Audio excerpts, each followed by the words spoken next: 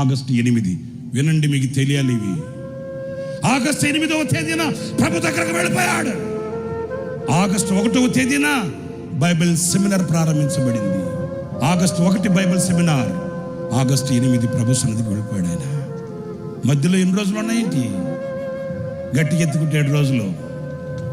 ఒకరోజు అంత spoon feeding, అప్పటికే అన్న శరీరం అంతా గుల్లైపోయింది, కరిగిపోయాడు. 8 రోజుల నిడివిలో ఏదంతా మెత్తగా చేసి ఒక స్పూన్ పెడితే తింటున్నాడు. ఉదయాన్న కొంచెం తిన్న తర్వాత అందరం అక్కడే ఉన్నాం.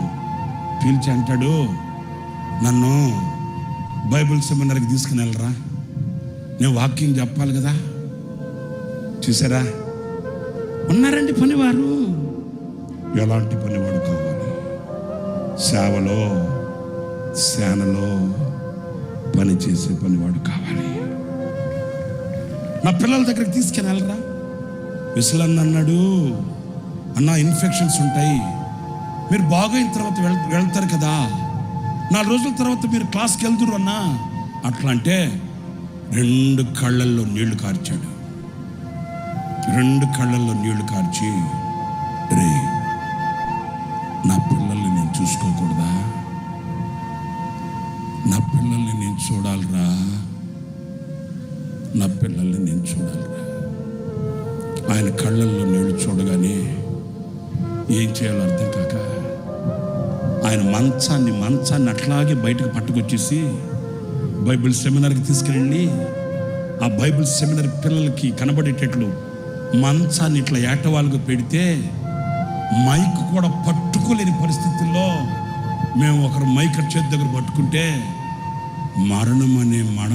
మరణమనే మంచం మీద పడుకొని కూడా తన బిడ్డల్ని కళ్ళారా చూసుకొని 30 గంట వాక్యం చెప్పాడు. అదే ఆయన చివరి సందేశం. త్రిత్వాన్ని గురించి 30 గంట నోట్లో మాట పెగలట్లే. శక్తి కూడగట్టుకుంటాడు, శరీరంలో ఉన్న బలాన్ని కూర్చుకుంటాడు. 30 గంట. నా ప్రియులారా, ఈ చరిత్రని మీకు ఎందుకు చెప్తున్నాను? ఏదో నా ఆత్మీయ తండ్రిని పొగుడుకోవడానికి కాదు, మీ దగ్గర మన్నను పొందడానికి కాదు. మేము చూచిన పనివాడు అట్లాంటి వాడు, మా ముందున్న మాదిరి అట్లాంటి వాడు, మేము నేర్చుకున్న హితోపదేశం అట్లాంటిది. ఈనాటికి దేవుడు మాకు ఇచ్చిన కృపని తలంచుకుంటూ, దేవుడు మాకు ఇచ్చిన కృపని ఆధారం చేసుకొని, దేవుడు మాకు ఇచ్చినటువంటి బలాన్ని కూడగట్టుకొని, ఆ తండ్రి అడుగు జాడలను చూస్తూ, దేవుడు మాకు ఇచ్చిన ఈ పరిచర్యని భుజస్కంధాల మీద పెట్టుకుని బాధ్యతతో భారంతో ముందుకు వెళుతున్నాం.